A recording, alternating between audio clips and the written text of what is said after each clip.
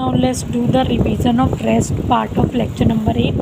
तो सर ने work energy theorem का कॉन्सेप्ट बताया है in fix axis rotation motion, उससे रिलेटेड क्वेश्चंस करवाए हैं।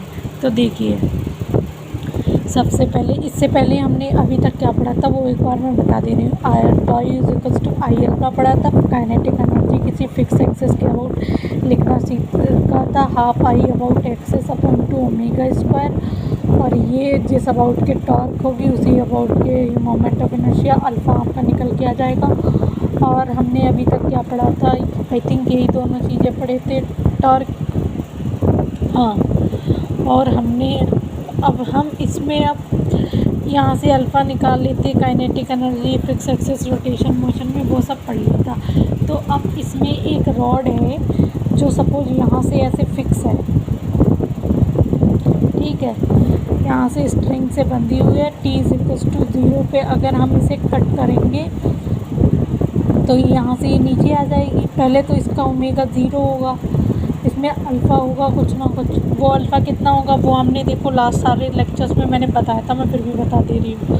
इस एक्सिस के अबाउट इस रॉड का टॉर्क लिख लूँ तो वो mg फोर्स की वजह से आएगा L/2, ये शॉर्ट में बता रही हूँ, पूरा डिटेल में नहीं।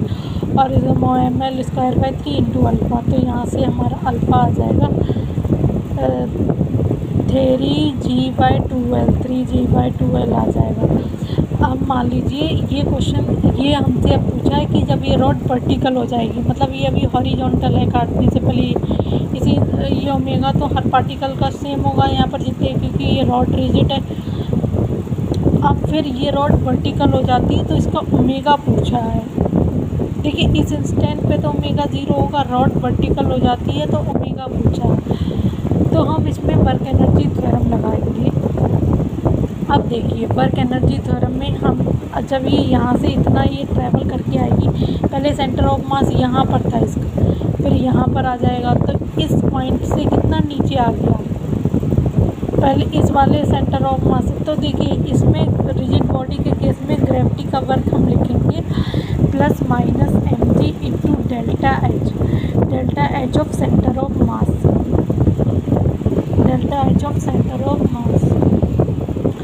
फिर जैसे यहाँ पर ग्रेविटी का वर्क कर रही है, हिंज फोर्स वर्क कर रही है, वो हिंज फोर्स लग रही है, उसका वर्क अभी देखेंगे कितना। चेंज इन काइनेटिक एनर्जी, अब फिक्स एक्सिस के अबाउट रोटेट कर रही है, पहले ओमेगा 0 था तो पहले काइनेटिक एनर्जी 0 थी, बाद में मान लीजिए हाफ आई ओमेगा आ गया, तो वही ओमेगा हमें पता करना है जब रॉड वर्टिकल हो जाएगी।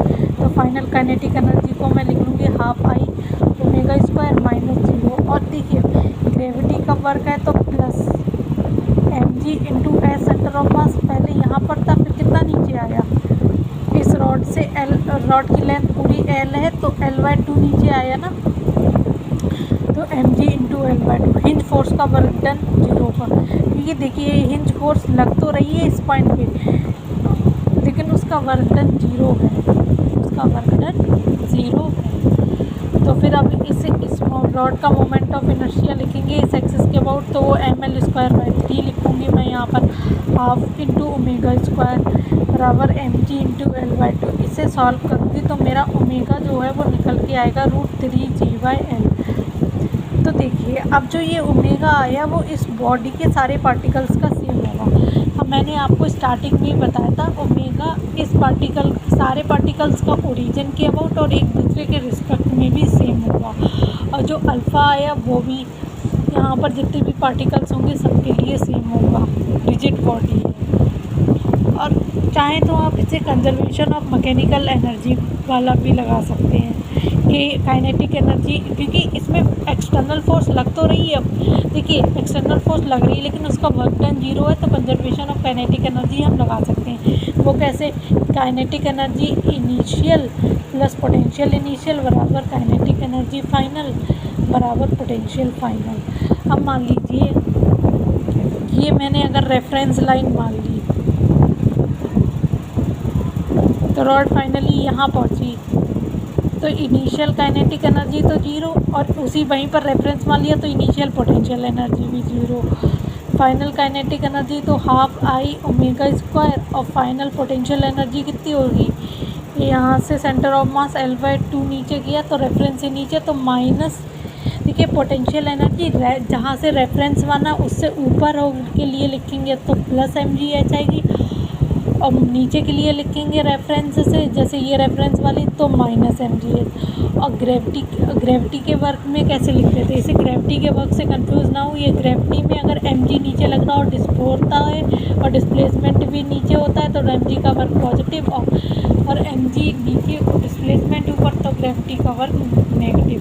लेकिन ये पोटेंशियल में रेफरेंस से ऊपर का वर्क पॉजिटिव, रेफरेंस से नीचे का वर्क नेगेटिव, ये अलग चीज़ है। तो यहाँ से ये मैंने रेफरेंस लाइन मानी है, तो यहाँ से नीचे आई मैं L/2, तो यहाँ पर माइनस mg इंटू L/2। तो यहाँ से मैं सॉल्व करूँगी तो हाफ आई ओमेगा स्क्वायर बराबर mg L/2 आ जाएगा। तो फिर से ओमेगा हमारा निकल के आएगा √3g/L, जब हम आई को यहाँ पर mL/3 रखेंगे। और आप चाहें तो रेफरेंस आप इस पॉइंट पे भी मान सकते हैं। तो इसकी फाइनल पोटेंशियल एनर्जी जो हो जाएगी, तो initial potential energy mg L/2 हो जाएगी। आई होप आपको क्लियर समझ में आ गया होगा। प्लस mg इंटू L/2 हो जाएगी। देखिए वो ऐसे होगा, सर ने रेफरेंस जो था वो इस वाली लाइन को माना था और मैंने ये वाली लाइन को माना, तो मैंने आपको बता दिया पोटेंशियल एनर्जी रेफरेंस वाली लाइन से कैसे लिखते हैं। मुझे आई होप ये वाला क्लियर, आप क्वेश्चन अच्छे से समझ में आ। फिर अगर आप ये सोचते हैं कि कब हमें वर्क एनर्जी थ्योरम लगानी है, कब हमें tau is equals to I alpha लगाना है, कब हमें एफ नेट बराबर एम इंटू सेंटर, तो सबसे बढ़िया उसका सॉल्यूशन है, सर ने SKC लिखवाई है 3 पॉइंट कि अगर आपसे कोई स्पीड या ओमेगा पूछेगा तो आप वर्क एनर्जी थ्योरम लगाएंगे, कोई अल्फ़ा पूछेगा तो tau is equals to I alpha लगाएंगे एक्सेस के अबाउट, और मुझसे अगर कोई हिंज फोर्स पूछेगा तो मैं बल्मा का मतलब यहाँ पर हुआ एफ नेट बराबर mass into acceleration of centre of mass को लगाएंगे। तो ये वाला क्वेश्चन आई थिंक अच्छे से क्लियर हो गया होगा। Thank you.